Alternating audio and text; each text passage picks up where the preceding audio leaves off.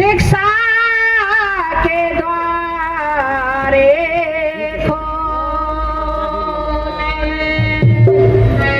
पिछड़ो बहुजन और महिला। इस न्यूज चैनल पर जो भी वक्ता ने कहा वो उसकी अपनी राय है, जिसकी पुष्टि नेशन न्यूज इंडिया नहीं करता। धन्यवाद। और महिला की गुलामी के ताड़े तो गुलामी के ताड़े तो बाबा साहब ने एक बात और कही थी कि जब तक हम अंधविश्वास पाखंडवाद से दूर नहीं होंगे हमारे कोई भी काम नहीं बनेंगे, चाहे किसी भी जाति धर्म का व्यक्ति है, क्योंकि बाबा साहब ने किसी एक धर्म का काम नहीं किया। भारत के हर एक व्यक्ति, स्त्री पुरुष बच्चे बड़े बूढ़े सबको अधिकार कर देने का काम किया है। बाबा साहब किसी एक धर्म के नहीं है, मानने को पता नहीं क्या क्या लोग मानते हैं। आइए उनके चरणों में तो सब